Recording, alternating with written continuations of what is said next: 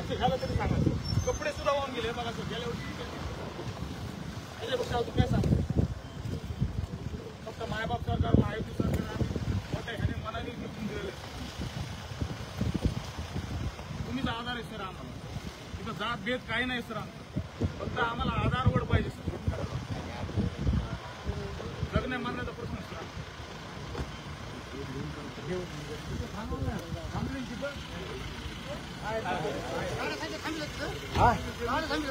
माणसं माणसं थांबवत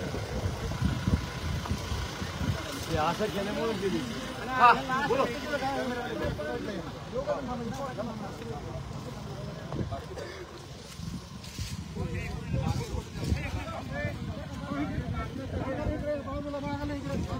हो असं पण दिसतंय मी क्लिअर. आज आम्ही बीड जिल्ह्यातील या आहेर चिंचोली गावात आलेलो आहे.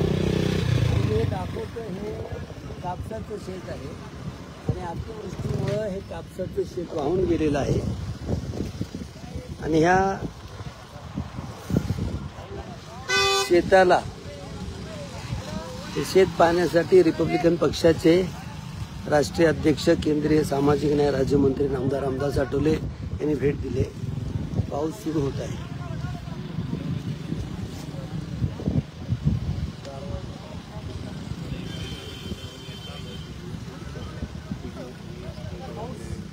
हॅलो.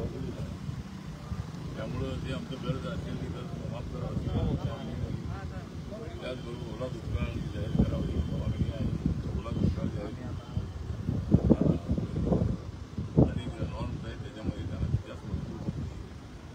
आणि माझी सूचना अशी आहे की मुंबई पुणे आणि सगळ्या महाराष्ट्रामध्ये कॉर्पोरेट जगत हे फार मोठं आहे. त्यांचा भाग कॉर्पोरेटरनी सुद्धा काही जिल्हे तालुके आणि काही गावं जर त्यांनी घेतली तर अजूनही त्याचा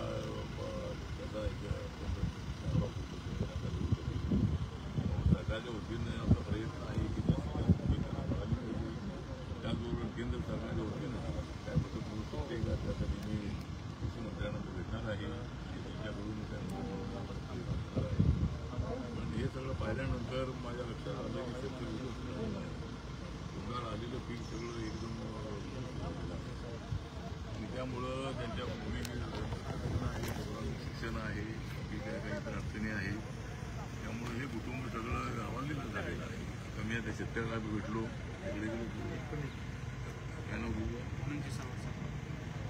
धनंजय सावंत आहे याला इथं भेटला आणि तो मागणी करत होता की आम्ही या सरकारला निवडून दिलेलं आहे आणि सरकारने शिकलं पाहिजे. नक्कीच देवेंद्र फडणवीस यांच्या सरकारचं पूर्णपणे लक्ष शेतकऱ्यांकडे आहे आणि मॅक्झिमम मदत त्यांना कशी करून देता येईल.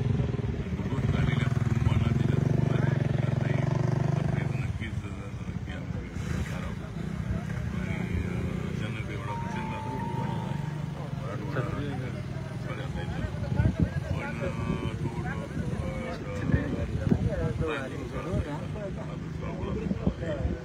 शेतकऱ्यांना मदत केली पाहिजे अशी माझ्या पक्षाची सूचना आहे.